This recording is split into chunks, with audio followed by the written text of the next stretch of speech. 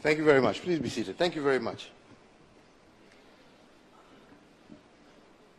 Waziri Deborah Baraza, Cabinet Secretary, Ministry of Health, Kenya, heads of delegation here, the CDC Deputy Director, the WHO Country Director, Amit, and my good friend Emmanuel, and all attendees. Good morning. Let me begin by saying that I'm happy to be together with you today. I do not intend to take up much of your time. It's not my business to take up your time. You are the guys who are planning for the future. We have done our part. So ninimalize niende nikafanya yangu ya nyumbani na nyinyi muendelee. But let me begin by appreciating through you, Dr. Davis, the University of Nebraska and your entire team for inviting us to come and join you and to give some of our perspectives that could hopefully give our continent the ability to take charge of its health sector in collaboration with other international organizations, but more importantly with our own organizations such as our Africa CDC, as is represented here. And I'd like just to go back a little bit and recall the year 2020, which was the beginning of a very difficult time for us as a country, for the world, but also for me individually. When our world basically came to a standstill, taking everybody by complete surprise and forcing nations to begin to ask themselves when this pandemic would actually arrive at our respective doorsteps. As president at the time, and in consultation with my cabinet, we found it prudent, well before the disease was found within our borders, to set up the National Emergency Response Committee on Coronavirus.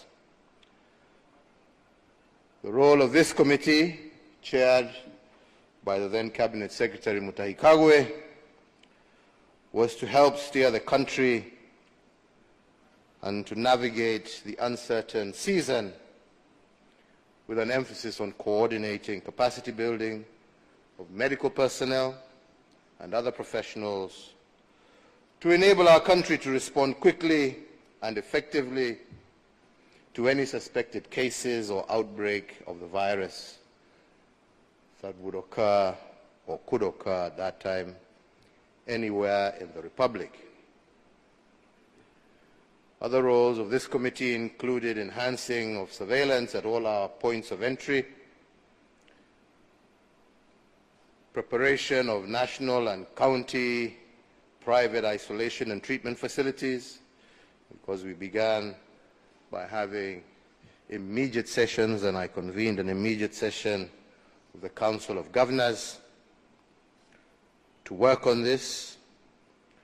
We began to coordinate the supply of testing kits that would be critical, looking out for medical products, supplies, pharmaceuticals, and masks, and other protective gear that were available within the Republic, as well as identifying isolation and treatment facilities, as you heard a little bit from Amit, who spoke before me. And all this we did knowing that sooner or later we would be confronted by the coronavirus. And all these measures we put in place in the month of February 2020, and indeed, as fate would have it, on the 13th of March the same year, we got our first ever COVID-19 case, a 27-year-old woman who had just traveled to Kenya from London. This, ladies and gentlemen, marked the beginning of a long year, not only in the health sector, but throughout all sectors of Kenya's economy. It affected us economically, socially, and as all of you know, our Kenyan culture is founded on community, on gatherings, and these, unfortunately, became the first casualties. For we had to ban all public gatherings. We did initially give reprieve to churches and businesses at large because we were worried about what would happen to all those who were employed and working in these various sectors. But again, unfortunately, within no time, it became impossible to keep that going. And we had to pull the plug totally on all in-house kind of gatherings and proceeded to institute a total lockdown of the country. This was a very bitter pill for Kenyans to swallow, but it was a necessary measure to help curb the virus and protect the people of Kenya. Ladies and gentlemen, let me just highlight just some of the key measures that we took. Some of them, again, have been mentioned by some of the speakers before me, so I will not bother elaborating. But the first of these, as has been stated, was communication. Poor communication results in confusion. And as we all know, communication during such a season as COVID was very important. Keeping the people informed and giving hope as they wondered what would happen next. So as a government, we agreed that the National Emergency Response Committee would be solely responsible for all forms of communication around the pandemic. And to this end, I authorize that only the Cabinet Secretary for Health would speak on behalf of the government on all matters related to COVID to avoid any kind of misunderstanding or misinformation, and he became the single source of truth, so to say, about measures on the disease. The only other communication that was permitted was from yours truly, who would speak from time to time when landmark decisions needed to be made, especially those related to the lockdown, economic stimulus, and calls for calm, and so on. And as many of you will recall, I did endeavor in a good number of times to ensure that during those occasions, I was also flanked by leaders of the opposition to further reassure Kenyans that this was truly a national crisis. We did realize that this did contain the pandemic and the panic, especially in these times of social media, but it also ensured that as a government, we controlled the narrative. With regard to health, occasioned by the big number of COVID patients, it became imperative for us to upgrade a good number of our health facilities to help with patient control. The public sector, private sector, as well as our military, all joined forces in handling the ballooning number of patients. As a government, we went ahead and put in resources, redid and rejigged our budget in order to be able to build additional hospitals and to increase the capacity of existing medical facilities. We also, at the time, knew that we were not financially prepared and we needed to source funding for us to be able to deal or take the measures that we needed to take. And this happened, and as again has been said, one of the main challenges of the lockdown was that it resulted also in our revenue collections dwindling at a time when the country needed these resources the most. And we had to grapple consistently with how we were going to finance our operations, but at the same time keep the nation moving. So as a government, we created a COVID-19 fund, a kitty that would fund emergency response towards containing the spread, its effects and impacts. But we also said in sharing the burden occasioned by this pandemic, we said we had to lead from the front, and myself as president and the deputy president took an immediate salary cut of 80% of our salaries. Cabinet secretaries, I don't know whether they were happy or not, but I ordered that they take 30% cuts.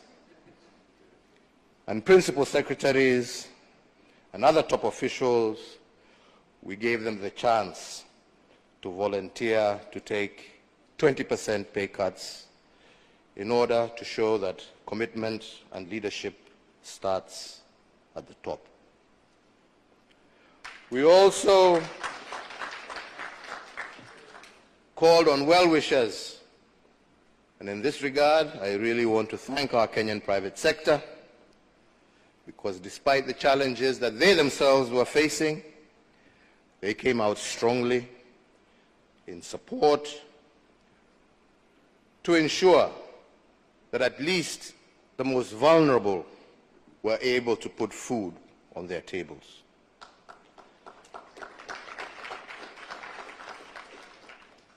This especially because a huge part of our Kenyan workforce was casual. And many of our urban citizens rely on a daily income to sustain themselves. And we recognize this, because those casuals, with many of them now at home as a result of the lockdown, and who depended on that daily income to feed themselves, now had basically no source of income. And the big question became, how could we effectively look after this part of our population? And that, ladies and gentlemen, is how my government came up with the Kazi Mtaani program, and the Kazi Mtaani program was intended to put money in people's pockets in order for them to be able to sustain themselves during that difficult time. In rural areas, people had their small plots and their ngombes and their mbuzis. But in urban areas, this was very difficult. So therefore, unlike what some people tried to indicate that this was a political agenda, it was socially, totally aimed at ensuring that these Kenyans who, through no fault of their own, were unable to go to their places of work, at least would have an opportunity to earn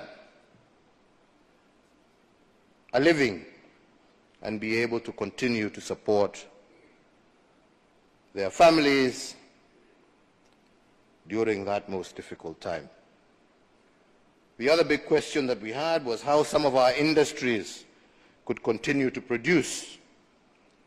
Because as you remember, as I said earlier, this was not just a health crisis. It was also a social and economic one. And how we would keep our economy afloat despite this setback.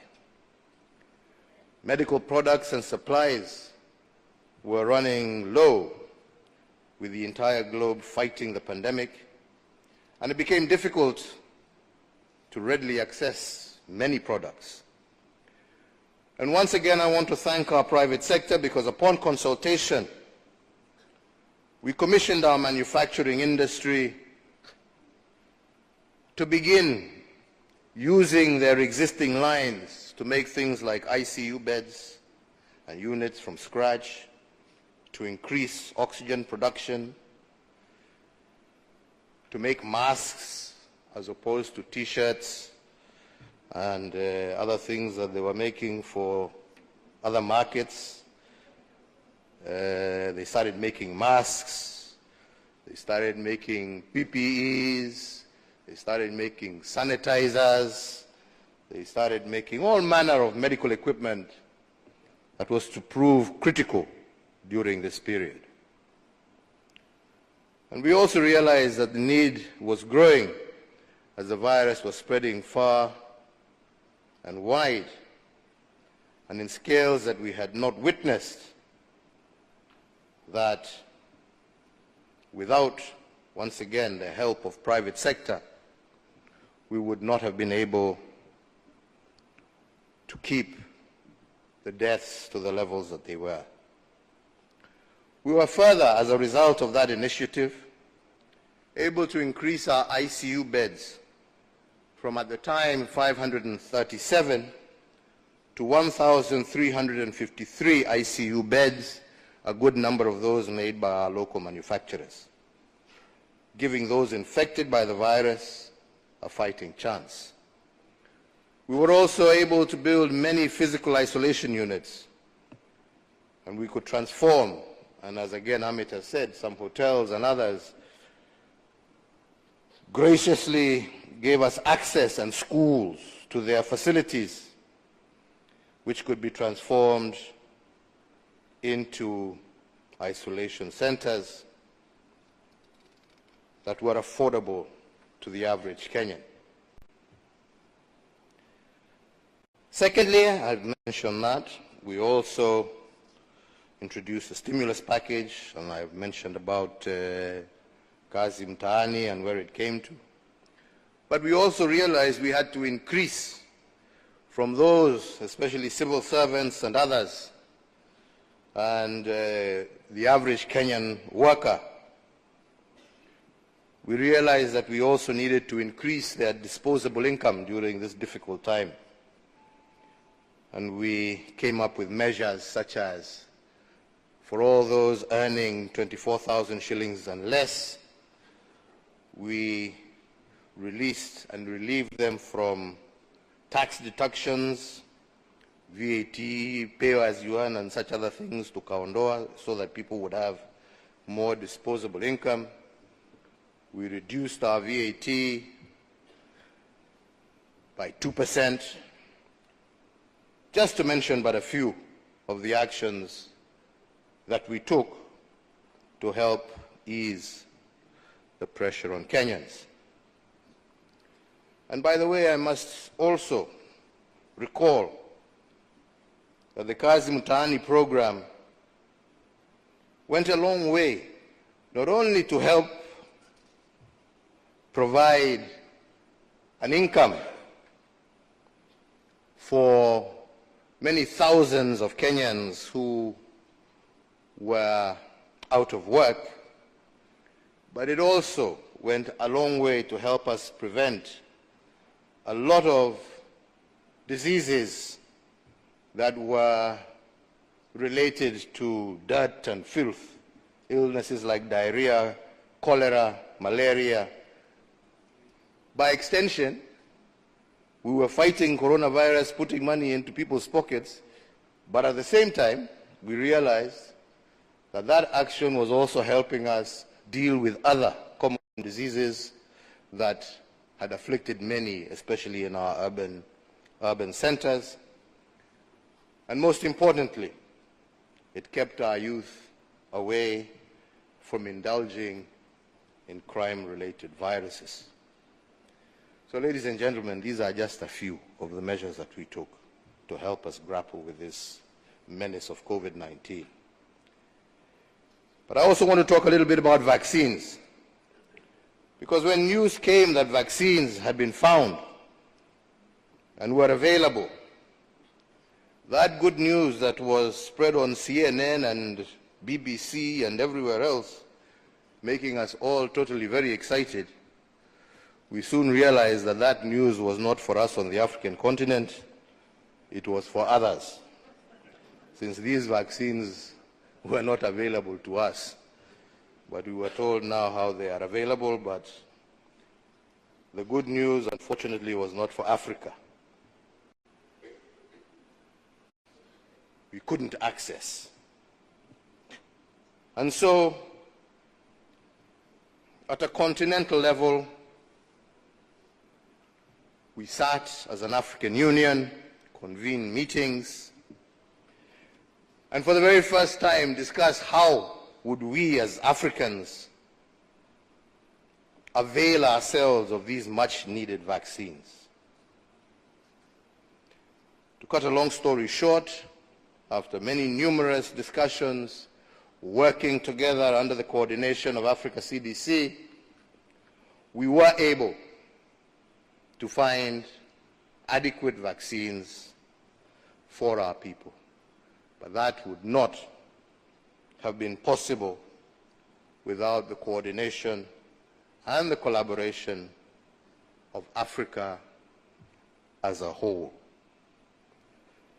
This was a great eye-opener for many of us, and at that stage, I must appreciate the African Union under the leadership of Musa Faki and the then Director General of Africa CDC for recognizing that it was important that the Union come up with a framework that would spearhead the development and access of COVID-19 vaccines to Africa.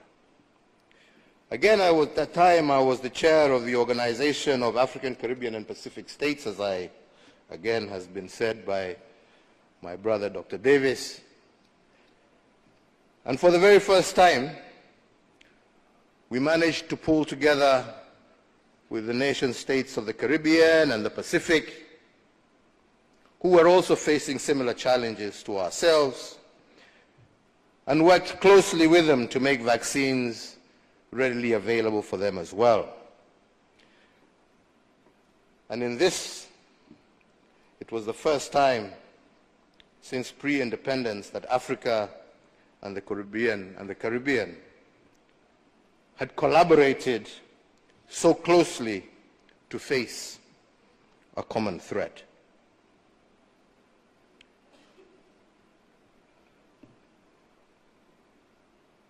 Too many negative narratives were making their rounds also, and this was another big challenge.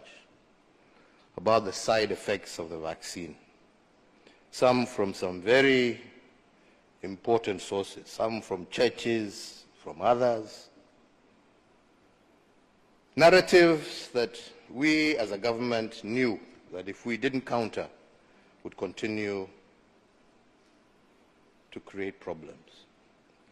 And this is one of the biggest challenges many of you will face going back to the issue of communication.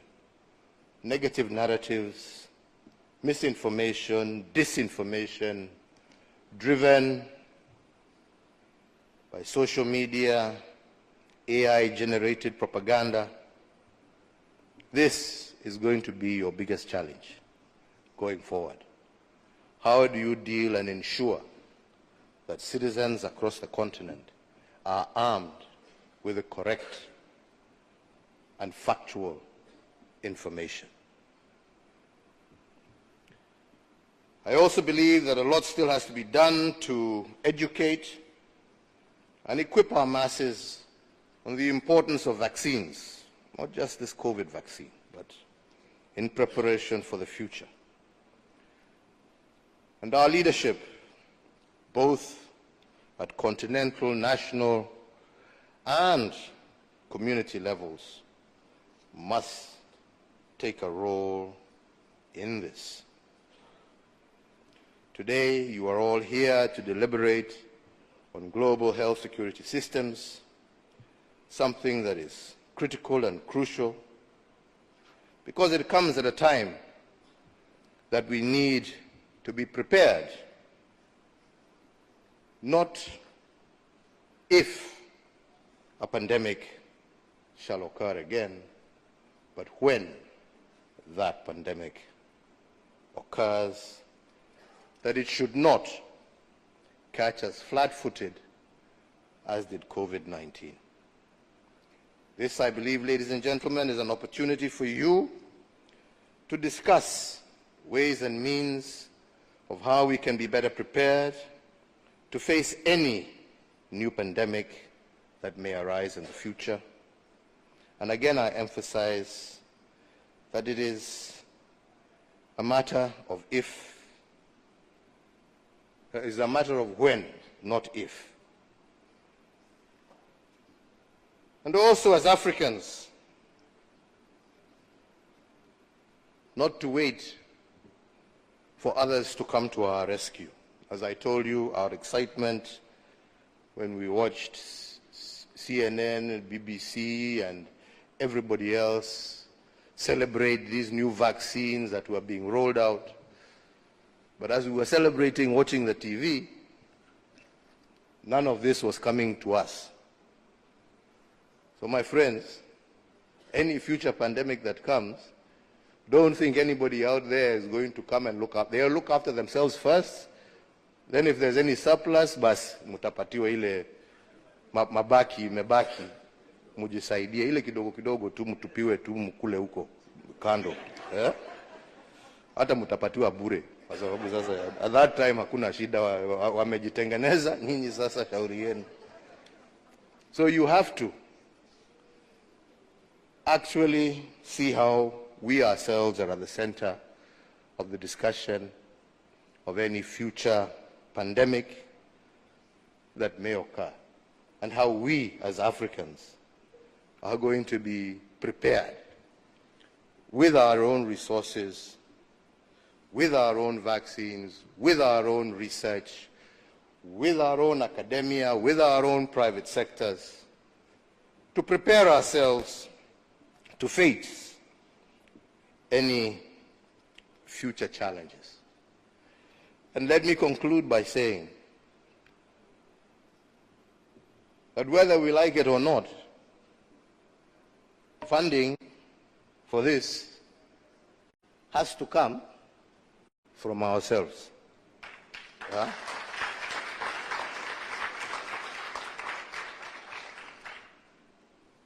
It has to come from ourselves, because we have to begin to reprioritize what is important for us as Africans on the continent, and where should our resources go? And towards that end, to remember the amount of resource we waste killing each other. When you see the devastation caused across this continent by the many unnecessary wars, Sudan, DRC, all across the Sahel, all across the continent, we have actually lost more people to bullets fired by Africans on Africans than we actually lost to the coronavirus. And we have actually spent more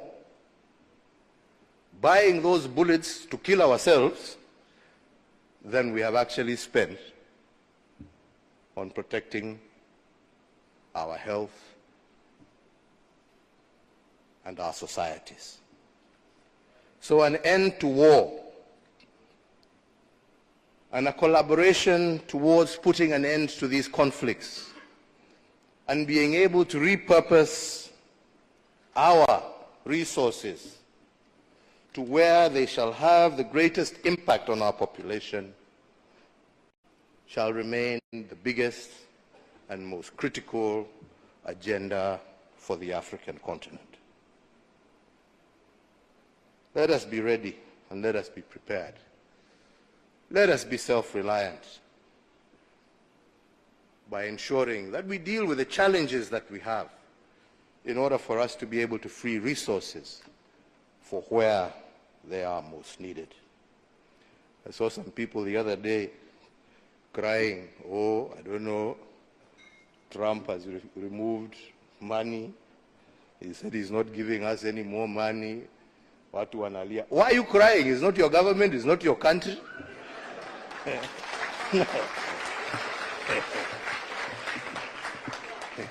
He has no reason to give you anything.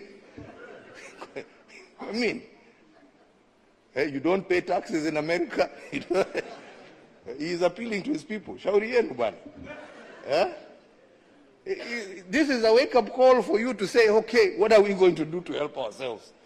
Instead of crying, tujiulize, what are we going to do? Haya ametoa hiyo pesa, sasa tutafanya namna gani jameni? What are we going to do? Yeah? To support ourselves. Because nobody is going to continue holding out a hand there to give you. It is time for us to use our resources for the right things. We are the ones who are using them for the wrong things. Yeah? The bullets and the guns we buy, we're not given for free. We buy them. And we're not buying them to go and fight wars off our shores. We are fighting our own people. Hapa too. Yeah? Brother killing sister, sister killing brother. Over stupid things. Yeah? Let us work together to bring an end to all of that and to focus ourselves on those issues that really matter for our people. I thank you very much.